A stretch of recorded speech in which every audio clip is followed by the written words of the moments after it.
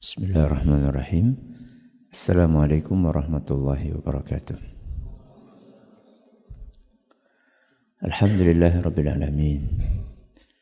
Assalatu wassalamu ala nabiyyina Muhammadin wa ala alihi wa sahbihi ajma'in wa ba'd. Jamaah sekalian kami hormati, ada sebuah kisah nyata yang dibawakan oleh Ustaz Farid Qasim hafizahullah ta'ala. Kisah nyata yang menakjubkan dan penting untuk kita ambil pelajarannya. Kisah ini bercerita tentang sebuah keluarga yang di dalamnya ada seorang ibu yang sudah menjadi janda beserta dengan 2 orang anak laki-lakinya. Kisah ini terjadi di ibu kota Saudi, yaitu Riyadh. Dikisahkan bahwa 2 orang anak laki-laki ini, kakak beradik, sangat menghormati orang tuanya, sangat menghormati ibunya, sangat berbakti kepada keduanya. Mereka tinggal di sebuah apartemen nyewa. Kira-kira biaya sewa per tahunnya itu adalah 24.000 real. Kalau dirupiahkan sekitar 80 juta. Biaya apa? Nyewa. Ya, ngontrak apartemen. Kakak beradik ini kerjaannya sopir taksi. Mereka berdua berusaha keras untuk nabung sedikit demi sedikit untuk membayar biaya apartemen tersebut. Siang malam mereka bekerja sampai terkumpul uang sekitar 10.000 real. Padahal kebutuhannya berapa? 24.000. 10.000 real kalau kursnya 3.800, maaf, 1 real ya, 1 real 3.800 berarti berapa? 38 juta. Kerja siang malam, banting tulang, peras keringat, kumpul uang 38 juta. Uang yang sangat berharga untuk mereka karena itu hasil jerih payah mereka. Akhirnya uang itu sama mereka diikat pakai karet, kemudian dibungkus plastik, supaya lebih aman lagi dilakban sama mereka. Ini kan hasil jerih payah yang sangat berharga. Kemudian mereka simpan uang itu di bawah bantal. Di bawah bantal. Mereka berdua berangkat kerja. Ketika mereka berdua sedang bekerja, ibunya masuk ke kamar. Rapi-rapi kamar anaknya, bersih-bersih, nyapu. Nah, ketika sedang merapikan kasur anaknya itu, mau merapikan bantal, dia buka bantalnya nemu bungkusan plastik. Begitu dia nemu bungkusan plastik, langsung mukanya merah. Keningnya berkerut, marah. Baru kemarin dinasehati supaya enggak main kartu. Supaya enggak main kartu, domino. Masih lagi main. Tanpa pikir panjang, ibu itu mengambil bungkusan plastik itu dan segera dibakar sama ibunya. Gak lama kemudian si bungsu datang. Begitu datang belum ngomong apa-apa langsung dimarahi habis-habisan sama ibunya. Intinya kamu itu baru dinasehati supaya tidak main kartu. Kok masih juga main kartu? Si bungsu ini bingung. Ya. Karena perasaan dia dan kakaknya ini sudah nggak main kartu lagi. Mereka main kartu kemarin sekedar untuk melepas kejenuhan. Walaupun nggak pakai uang, tapi kan seringkali main seperti itu melalaikan ya, dari hal-hal yang lebih penting. Ibadah, berbakti kepada orang tua. Maka karena anak ini merasa tidak main kartu, maka dia pun berinisiatif bertanya kepada ibunya, "Ibu, di mana menemukan kartu yang kata ibu dipakai buat main saya dan kakak saya?" Kata ibunya, "Di bawah bantal." "Terus sekarang kartunya di mana?" "Sudah ibu bakar." Maka anak itu diam. Dia langsung berkata, "Ibu, maafkan saya dan kakak. Kami berdua khilaf." Dia tidak marah. Anak itu tidak menyalahkan orang tuanya, tidak menuduh ibunya ini memfitnah dia, karena memang dia nggak main kartu sudah. Dia tidak katakan bahwa yang ibu bakar itu duit hasil kami bekerja, sama sekali tidak keluar. Anak itu, si bungsu, cuma mengatakan, "Ibu, saya minta maaf telah mengecewakan ibu."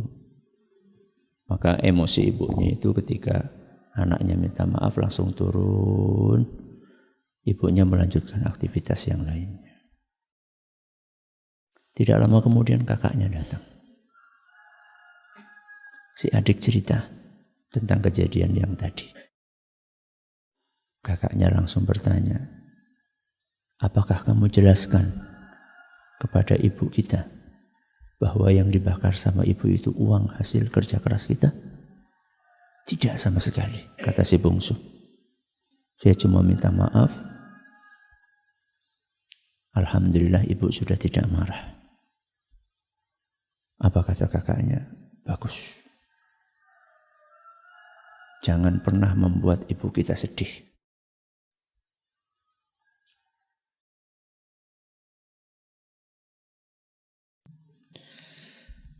Beliau sudah capek ngurus kita. Dari kita kecil. Kesalahan kita kepada ibu kita lebih banyak dibandingkan kesalahan beliau kepada kita. Kesalahan yang sengaja kita lakukan kepada ibu kita.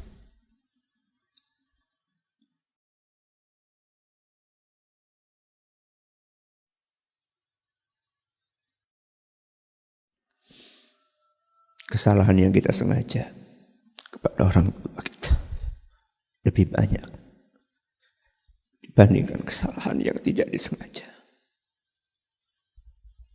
oleh orang tua kita kepada kita.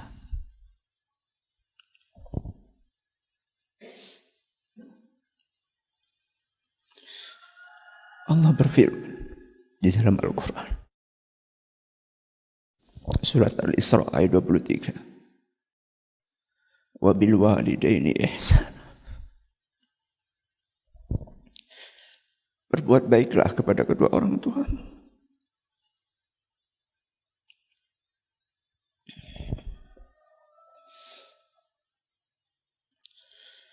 Berlatihlah untuk tidak membuat sedih kedua orang tua. Ayah kita, ibu kita.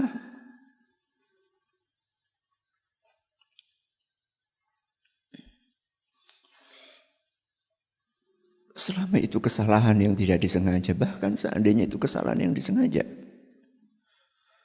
Seandainya itu kesalahan yang disengaja pun tidak ada bandingannya dengan kebaikan kedua orang tua kita kepada kita.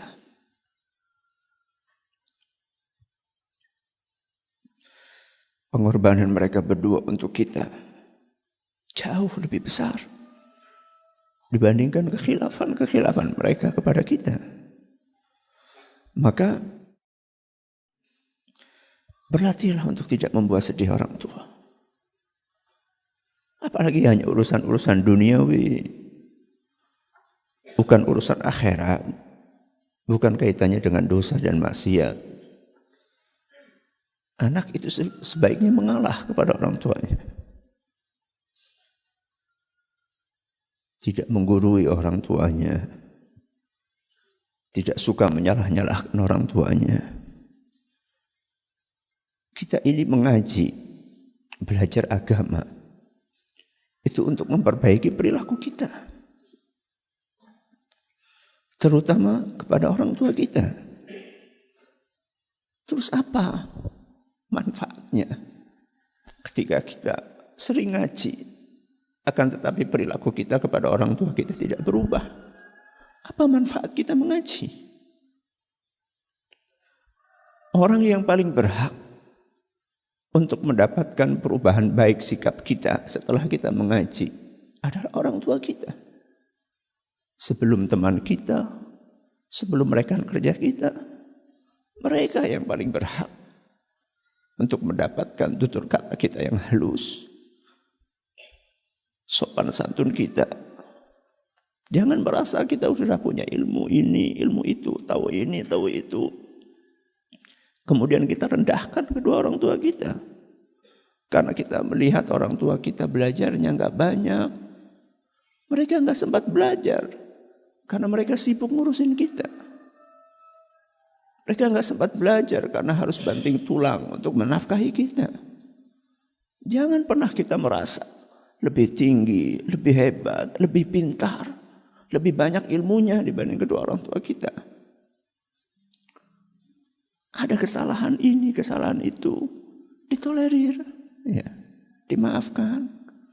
Kalau kita ingin memberitahu sesuatu kepada orang tua kita terkait dengan masalah agama, dengan bahasa yang baik.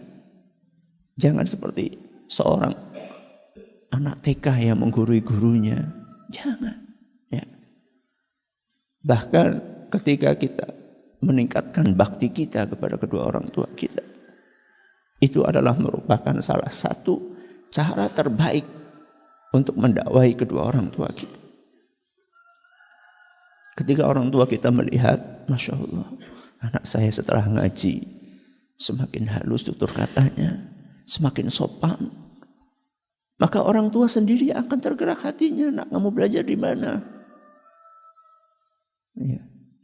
Bapak ibu pengen ikut, di mana kamu ngaji?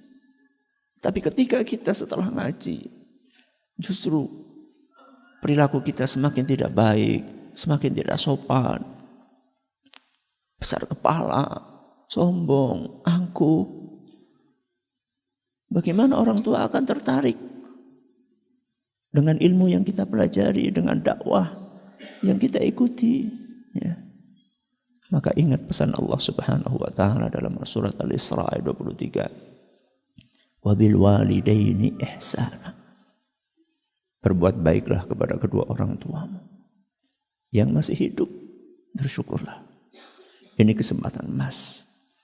Salah satu atau keduanya. Yang sudah meninggal, masih ada pintu untuk berbakti kepada kedua orang tua. Jangan pernah berhenti untuk mendoakan keduanya. Mudah-mudahan Allah merahmati beliau berdua. Wallahu ta'ala a'la wa a'lam. Mudah-mudahan yang sedikit ini bermanfaat.